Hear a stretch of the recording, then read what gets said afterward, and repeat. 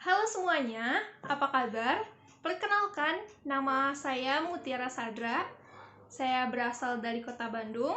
Saya berumur 18 tahun dan saya seorang mahasiswa di Politeknik Negeri Bandung. Kenapa sih saya memilih Polban?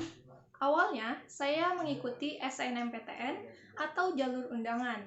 Kemudian saya mengikuti SBMPTN, namun keduanya saya belum lolos. Akhirnya, saya memutuskan untuk mengikuti ujian masuk Polban, dan ternyata saya diterima. Kemudian saya memilih Polban untuk melanjutkan pendidikan saya. Kenapa sih saya memilih program studi D4 akuntansi? Yang pertama, kenapa saya memilih D4? Karena saya pengen lulus di Polban seperti di universitas biasa, sarjana. Jadi D4 itu kan sama seperti sarjana, namun beda di gelarnya saja, sarjana terapan. Kemudian kenapa akuntansi?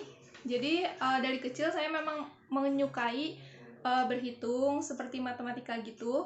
Kemudian saya memang sudah berniat untuk tidak memilih teknik di Polban karena saya memiliki seorang kakak yang kuliah di Polban, kemudian kuliahnya dari pagi sampai sore. Jadi saya memutuskan untuk mengambil non teknik di Polban, dan menurut saya jurusan yang paling tepat adalah akuntansi.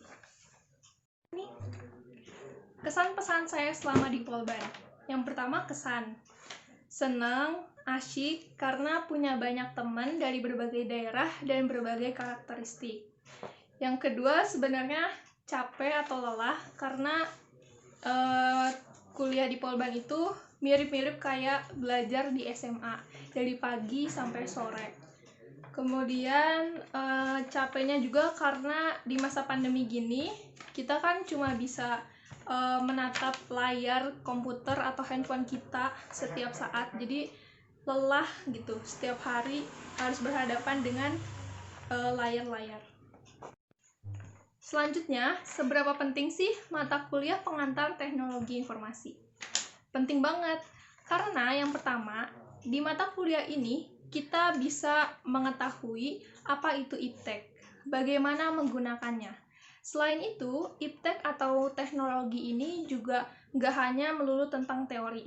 Kita juga diajarkan dengan cara praktek, misalnya bagaimana menggunakan komputer, bagaimana menggunakan teknologi-teknologi lainnya. Kemudian kita juga diajarkan apa itu software dan hardware sebagai dasar dari teknologi informasi. Oke, selanjutnya, mengapa sih kita harus memahami, mengerti, mempelajari, bahkan memiliki kemampuan literasi data, literasi teknologi, dan literasi manusia? Oke, kita itu kan sebagai generasi milenial ya. Generasi milenial adalah generasi penerus bangsa. Perkembangan teknologi itu berkembang secara cepat, maka kita generasi milenial harus tahu dong bagaimana menggunakan, mengoperasikan, bahkan memanfaatkan teknologi tersebut. Kalau nggak paham, buat apa?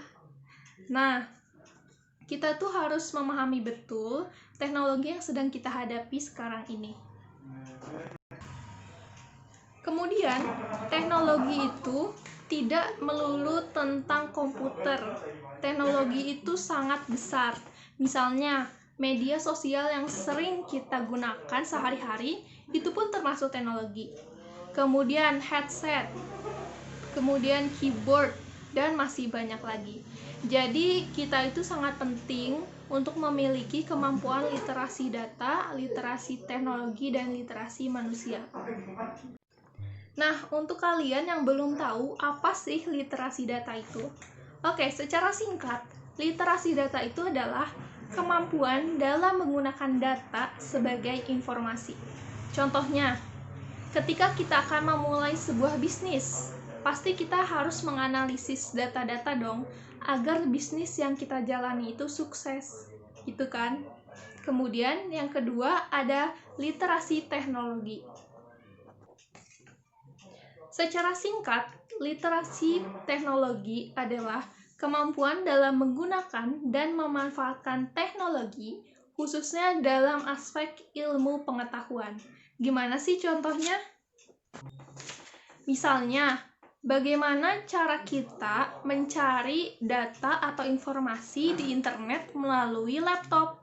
Misalnya, membuka Chrome terlebih dahulu atau mengaktifkan WiFi gitu kan. Itu juga ada cara-caranya agar kita bisa memahami betul apa yang harus dilakukan ketika kita mau mencari data di internet. Kemudian, misalnya bagaimana cara kita menggunakan media sosial. Misalnya, bagaimana cara kita mendaftar di Instagram, di Facebook, dan aplikasi lainnya. Selanjutnya, literasi manusia. Nah, literasi manusia ini berkaitan dengan kemampuan komunikasi, kolaborasi, berpikir kritis, kreatif, dan inovatif. Gimana sih contoh-contohnya? Contohnya, bagaimana ketika kita berkomentar di postingan orang lain.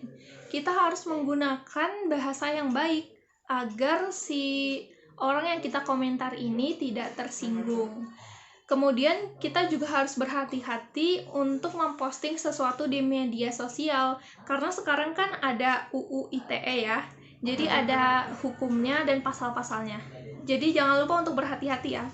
Kemudian bagaimana misalnya mengemukakan pendapat di media sosial. Kita harus menggunakan bahasa yang sopan, halus, dan tidak menjatuhkan satu pihak gitu. Jadi, kita harus paham, kita harus memiliki literasi data, literasi teknologi, dan literasi manusia untuk memanfaatkan teknologi yang kita punya saat ini. Kita adalah generasi bangsa, maka kita harus menjadi penerus bangsa yang baik dan benar. Sekian video singkat dari saya. Jangan lupa untuk klik tombol like, komen, juga subscribe ya. Terima kasih.